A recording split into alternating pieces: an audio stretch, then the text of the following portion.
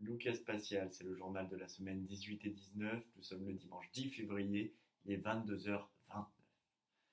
Au menu cette semaine, je vais commencer par vous parler de ce que la prépa ne peut pas, à mon sens, vous apporter. Et puis j'enchaînerai sur les remerciements que j'ai à faire, notamment par rapport au carnaval de Janzé, à ce carnaval de saveurs qui a eu lieu hier. Donc les points habituels, niveau travail, alors le modulo 20 de la vidéo précédente n'a pas eu lieu du tout. Donc je m'excuse parce que c'est vrai que j'avais annoncé, c'est chiant, voilà, toutes ces personnes qui disent qu'ils ont raté les DS, etc. Aujourd'hui, c'est moi qui en fais partie parce que j'ai fait dixième en maths, donc ça c'est plutôt encourageant. Et je tiens à dire que, pour ma défense, je pensais réellement avoir raté ce DS, et de mon côté, c'est d'autant plus encourageant parce que ça signifie que mon référentiel de niveau, que mon paradigme a changé en quelque sorte. Si je pense avoir raté ce DS là, alors que alors que je suis arrivé dixième, au final, c'est que c'est pas si mal. En ici, c'est pas du tout le même topo parce que j'avais rien fait du tout, j'avais rien fait du tout et ça s'est pas bien passé. Ça s'est pas bien passé du tout. Du coup, pas de Saint-Esprit cette fois-ci, pas de Jésus qui est venu tout droit descendre sur ma copie. Ça n'est pas arrivé. J'ai foiré. On verra bien les résultats. La morale de l'histoire, c'est que le travail paye. Même si ça prend du temps, même si on en bave, même si ça paye pas tout de suite, ça arrive et ça paye fort. Donc là-dessus, je suis très content. Et puis, je vais continuer d'investir pour le DS qui arrive là. J'enchaîne tout de suite sur Janzé. Bon, un petit point santé. La fatigue, ça va, ça fluctue un petit peu. Mais j'ai fait des couchers tardifs ces derniers temps. C'est pas top. En fait, je pense qu'on a été à un moment dans lequel on voulait tous se détendre un petit peu ces derniers temps. Donc là, il faut revenir sur un système sain. Voilà, il nous reste 2 semaines à tenir. Au final, c'est pas grand-chose.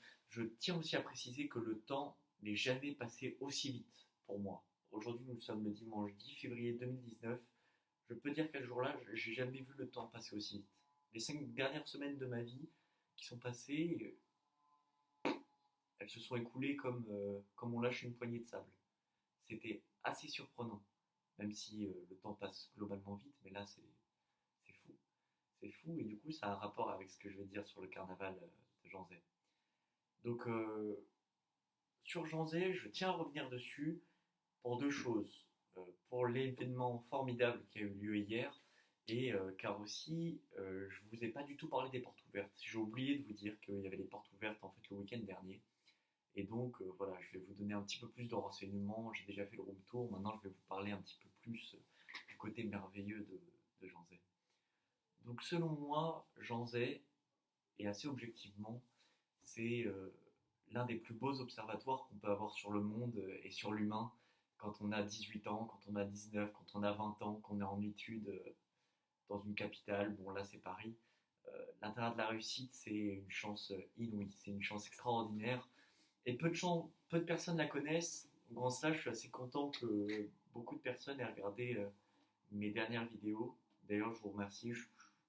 Enfin, ça me fait plaisir de voir qu'il y a autant de personnes qui regardent. Si je peux vous apporter la moindre chose, bah voilà, c'est l'objectif est rempli. Et donc, euh, et donc voilà, ce que je veux dire par là, c'est qu'à Janzé, il y a un tel mélange, il y a un tel bouillon intellectuel, de culture. C'est vraiment la rencontre des océans, quoi, Janzé. On a des Anglais, il y a des Espagnols, il y a des Marocains, des Tunisiens, il y a des gens qui viennent de petites îles dont on ne connaît même pas les noms. Enfin, c'est assez merveilleux de ce point de vue-là. Et puis là, ça a explosé dans l'événement qu'ils ont créé hier, qui est le carnaval de Janzé, où un certain nombre de personnes qui s'étaient déguisées, qui s'étaient énormément investies pour l'internat, sont passées sur une estrade avec des jeux de lumière, ils avaient tous préparé des shows, etc. Et puis ça, c'était vraiment génial. Déjà, l'ambiance, de voir la fierté un petit peu de Janzé comme ça, et les gens qui se jetaient corps et âme dans cet événement, c'était fabuleux. Puis après, ça a enchaîné sur une petite soirée dansante, donc c'était un petit peu tourné boîte. Voilà, mais une boîte à la Janzé, c'était absolument génial parce que ça traduisait toute cette joie de vivre qui subsiste et qui vient complètement casser cette histoire de prépa, cette histoire d'acharnement dans les études et qui remet en première place vraiment l'homme, quoi, l'humain, qui remet en première place la valeur d'un sourire, qui remet en première place la valeur, euh, la valeur d'un regard. Enfin, ça, c'est absolument génial. Ça a fait du bien à tout le monde, je pense, cette soirée hier. Même si on s'est couché à 2h30, 3h, qu'on a loupé le réveil ce matin, qu'on a travaillé 5 fois plus vite cet après-midi pour réussir à combler le manque. Mais c'est pas grave, parce que c'était absolument génial. Et donc je pense vraiment, pour conclure, que ce bouillon intellectuel qui est à Jean Zay, c'est la définition même de cette saveur humaine qu'on ressent. Par saveur, j'entends le fait de dire cette petite sensation qui est très difficile à exprimer, un petit peu philosophique, qu'on sent au fond de nous quand on regarde quelqu'un d'autre profondément dans les yeux. C'est quelque chose qui sointe vraiment, qui transpire de tous les murs à Jean Zay. C'est quelque chose qui est dans l'air en permanence, parce qu'à Jean Zay, on descend dans une salle, on a toujours quelqu'un qui est là avec qui discuter, un bon ami, puisqu'on est 500 quand même à l'internat Jean Zay, 300 à l'Ourcine.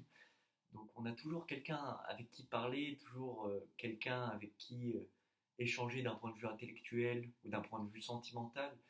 Je veux dire, cet humanisme, il est absolument partout. Et pour observer l'homme, pour observer l'humain, pour réfléchir à notre société, eh bien c'est ce qui est le plus beau, c'est peut-être l'un des meilleurs cadres. Et en cela, je souhaite profondément, je ne sais pas si qui que ce soit entendra ce que je dis, mais de ce point de vue-là, là je le dis, je souhaite remercier Jean Zay et la chance qu'il nous donne, parce qu'elle est extraordinaire. Voilà, ça c'était tout ce que j'avais à dire. Et puis, euh, et puis voilà, donc sachez que toutes les matières, toutes les filières de prépa sont agencées et que tout le monde y est accueilli, en priorité les boursiers, mais bon, il y a quand même 25% ou peut-être 30% de non-boursiers, entre 30 et 20% de non-boursiers. Mais voilà, en tout cas, si j'ai un petit conseil à donner pour cette fin de vidéo, parce que normalement au bout de 7 minutes, il y a à peine 30% d'entre vous qui restent, ce sont les 30% les plus assidus. Donc ces 30%-là, si vous pouviez écouter au moins ça, ça serait génial. En prépa, il n'y a pas vraiment de place à la créativité, mais il faut quand même donner la place à une chose. Ça veut dire qu'il faut se creuser un petit temps pour le faire. Il faut prendre un temps pour réfléchir à ce qui est autour de soi. C'est-à-dire prendre un temps pour la création, pour écrire peut-être, prendre un petit temps pour lire autre chose que des maths, ou de la philo, ou du français pour les AL, pour les BL, pour les ECL, j'en sais rien. Prendre un temps pour faire quelque chose que vous aimez, et autre peut-être que regarder une série. Prendre un temps pour construire un petit peu ce qu'il y a autour de vous, et pour observer aussi, pour observer ce que vous souhaiteriez vous améliorer dans la société, peut-être pour écrire sur ce qui ne vous convient pas, au contraire ce qui vous convient pour pouvoir l'améliorer plus tard. Parce que ça, c'est tout le but de l'élite de demain. Et l'élite de demain, c'est vous. Parce que c'est vous la jeunesse. Et que c'est la jeunesse l'espoir, c'est la jeunesse qui aura la force de faire changer les choses. Parce qu'une fois qu'on a des enfants, qu'on est lancé dans la vie, eh bien le train est lancé, il va trop vite pour qu'on puisse y changer quoi que ce soit. Donc oui, c'est vous. Et donc c'est maintenant qu'il faut penser, c'est maintenant qu'il faut construire pour de meilleurs lendemains.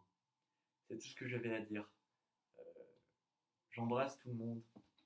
Je suis dans un mood d'amour en ce moment, hein, vous aurez perçu. J'embrasse tout le monde. Bon courage à vous, il reste encore 2 semaines. Et donc bon courage. Bon courage à tout le monde.